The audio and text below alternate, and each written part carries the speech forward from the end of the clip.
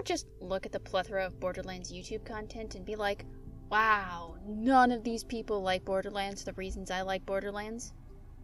Today we're setting aside the gunplay and explosions and ranking the Vault Hunters based on how well they're written, ignoring all the characters and tales from the Borderlands because I don't want to think about them.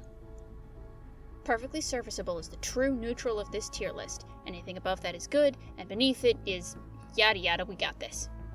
First off, I'm sure someone with a wiki page could tell me a bunch of facts about Amara that make her interesting, but if you want me to consider it content in your video game, you have to actually put it in your video game. As it stands, Amara's sole personality trait is likes to punch good, and it's played entirely straight. Complete disinterest. Athena feels like she's almost too normal a person for this franchise, but I still like her, and her perspective is pivotal for the story pre-sequel is trying to tell. Also, her relationship with Janie is one of the high points of the franchise. Approaching good. Aurelia is many things. Well written in Borderlands 3 is not one of them. Ignoring the travesty that is that character assassination, Aurelia is high camp excellence, if a tad one note. Approaching good.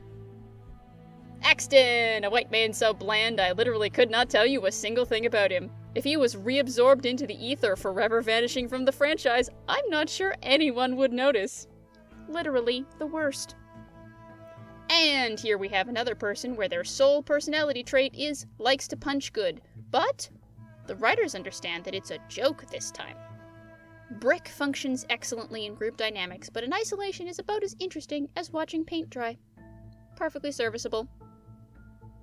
Pre-sequel's decision to treat Claptrap with empathy and pathos is quite frankly revolutionary, and everyone should be upset the 3 reverts to treating them exclusively as the butt of the joke.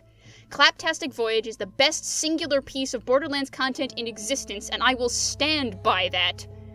That being said, when playing as Claptrap, you do still have to listen to Claptrap, so approaching good.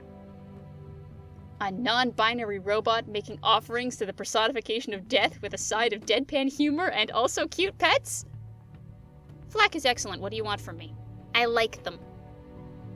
Borderlands 2 characters suffer, given that they're largely silent outside of combat barks, and unlike the Borderlands 1 cast, most don't get repeat appearances to properly flesh them out. Gage should be amazing. Her concept is like lightning in a bottle, but never get to see it. She has so much potential and does not get to shine. I want her to be good. But she can only approach it.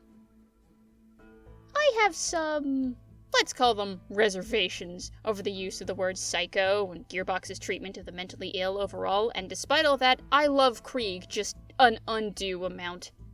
Every interaction between his personalities is priceless, and the relationship with Maya is really touching, and the fact that he does get treated with empathy and pathos, as much as any Borderlands character does, is heartening. I like them. If I hadn't played 3, I'd stick Lilith in complete disinterest and move on with my day, but unfortunately I have, and unlike with Aurelia, I can't pretend she hasn't been written like this the entire time. Shit baby dog poo. Another victim of the nearly silent protagonists of Borderlands 2. Maya is wonderful when she gets the chance to show herself off, but unfortunately, the best of her we see is in the Fuster Cluck, where she's already, yeah, there's not gonna be any more Maya content. This is the best we get. Approaching good. In each isolated entry, Mordecai is a perfectly serviceable character, but over the series as a whole, he's actually allowed to develop over time, and gets a character arc in the way not many Borderlands characters do. Plus, he and Brick are cute together. Approaching good. I've rewritten this paragraph like 5 times trying to find anything noteworthy about Moze to comment on, and I am drawing a blank. There's nothing I can say about this nothing of a character. Complete disinterest.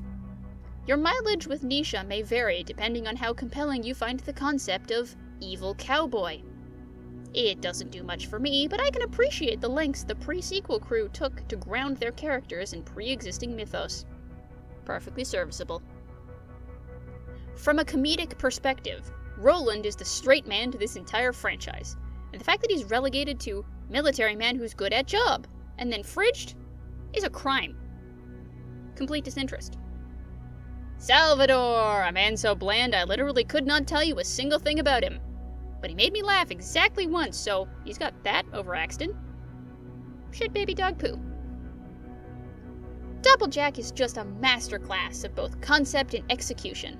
Let's all give a round of applause to Damian Clark, because if he were slightly less good at his job, Timothy would be insufferable. I like them. The fact that you, the player, get to control what cybernetics Wilhelm gets, and in what order, is interesting. Unfortunately, it comes hand in hand with the rest of Wilhelm. Ugh. Shit baby dog poo. Your mileage with Zero may vary, depending on if you think the joke that we know nothing about them and never will is funny, or if the plethora of terrible haikus would bother you. To me, the joke is great, and I can't think in syllables, so if I hadn't been told that Zero is supposed to speak in haikus, I never would have noticed. I like them. Zane. Queen of them all. I feel this should be self-evident and require no further explanation. Disagree? Make your own list and aggressively tweet it at me, repeatedly, because I'll entirely forget to check the Bird app for months at a time. But if you really like one of the characters I don't, why? Genuinely, I want to know. What did they say that made you love them?